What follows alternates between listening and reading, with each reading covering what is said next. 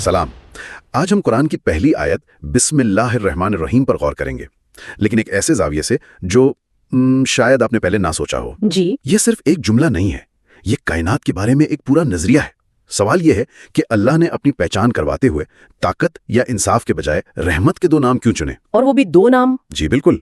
کیا یہ صرف تکرار ہے یا اس کے پیچھے کوئی گہری منطق چھپی ہوئی ہے؟ آئیے اس پر بات کرتے ہیں. یہ ایک بہترین سوال ہے اور اس جملے کا مقام یعنی اس کی جگہ سب سے اہم ہے. قرآن حکیم انسان سے اپنا تعارف کروا رہا ہے اور سب سے پہلی بات جو وہ اپنے بارے میں بتاتا ہے وہ رحمت ہے. اور وہ بھی 2 بار. جی 2 بار. یہ ایک درجہ بندی قائم کرتا ہے کہ رحمت ہی بنیاد ہے، جیسا کہ قرآن میں دوسری جگہ ارشاد ہے سورۃ الانعام آیت 12 میں، تمہارے رب نے اپنے اوپر رحمت لازم کر لی ہے. اچھا، یعنی یہ کوئی آپشن نہیں بلکہ ایک خود عائد کردہ قانون ہے. بالکل. اور پھر سورۃ الاعراف آیت 156 میں فرمایا میری رحمت ہر چیز پر چھائی ہوئی ہے. تو یہ بنیاد ہے.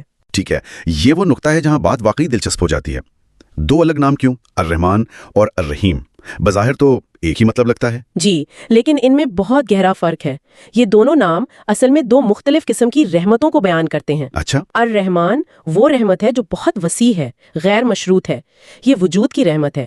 زندگی، سانس، رزق، یہ سب اسی رحمت کا ظہور ہے. یعنی اس کے لیے کسی قابلیت کی ضرورت نہیں؟ کوئی ضرورت نہیں، یہ سب کو ملتی ہے. جیسا کہ سورۃ البقرہ آیت 212 میں ہے، اللہ جسے چاہتا ہے بے حساب رزق دیتا ہے. یہ بے حساب کا لفظ بہت اہم ہے. تو الرحمن ایک طرح سے کائنات کا آپریٹنگ سسٹم ہے جو سب کے لیے چل رہا ہے. تو پھر الرحیم کیا ہے؟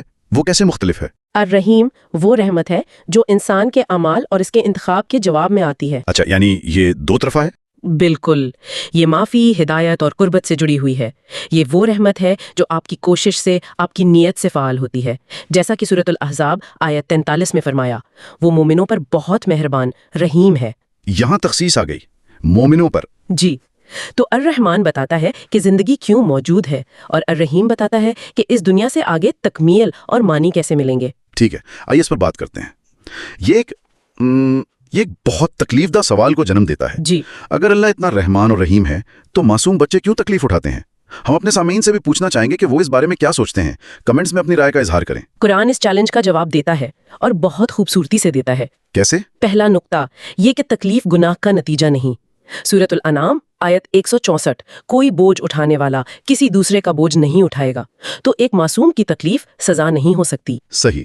تو یہ سزا کا تصور نہیں ہے. بالکل نہیں. دوسرا نقطہ یہ ہے کہ یہ دنیا عارضی اور نامکمل ہے. یہ آزمائش کی جگہ ہے. سورۃ الحدید آیت 20، دنیا کی زندگی تو بس دھوکے کا سامان ہے، حساب کتاب بعد میں ہوگا، یوم الدین کے مالک کے سامنے. یعنی پہلے رحمت کا تعارف پھر حساب کا دن. ترتیب بہت اہم ہے. بہت اہم ہے. اور تیسرا نقطہ جو شاید سب سے گہرا ہے وہ جسم اور روح کا فرق ہے. تکلیف جسم کو چھوتی ہے جو فانی ہے، جواب دہی روح کی ہے.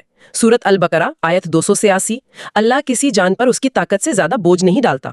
ٹھیک ہے، لیکن یہاں اصل بات آتی ہے. مصیبت کا اصل امتحان ان لوگوں کا ہوتا ہے جن کے پاس طاقت اور اختیار ہے. مطلب یہ کہ خدا کی رحمت کو انسانوں کے ذریعے بہنا چاہیے. سوال یہ نہیں کہ خدا کیوں اجازت دیتا ہے، بلکہ یہ ہے کہ ہم کیا کر رہے ہیں. واہ، یہ تو پوری بحث کا رخ ہی بدل دیتا ہے. تو مشکلات رحمت پر مبنی حقیقت کے اندر واقع ہوتی ہیں، وہ اسے رد نہیں کرتی. جی، وہ اسے رد نہیں کرتی. الرحمن بتاتا ہے کہ زندگی کیوں ہے اور الرحیم بتاتا ہے کہ اس سے آگے کیسے بڑھنا ہے. یہی وجہ ہے کہ یہ نام ہر قانون اور ہر عبادت سے پہلے آتے ہیں. یہ وہ اینک ہے جس سے پورے قرآن کو پڑھنا چاہیے. تو بسم اللہ الرحمن الرحیم صرف ایک رسمی جملہ نہیں بلکہ یہ ایک عالمی نظریہ قائم کرتا ہے کہ وجود کا آغاز ہی رحمت سے ہوتا ہے. بالکل. اب اس آخری سوچ پر غور کیجئے. اگر قرآن کے ہر حکم، ہر قانون اور ہر انتباہ کو رحمت کے اس دوہری اینک سے پڑھا جائے تو خدا اور ایک دوسرے کے ساتھ ہمارے تعلقات اور ذمہ داریوں کی سمجھ کس طرح بدل سکتی ہے؟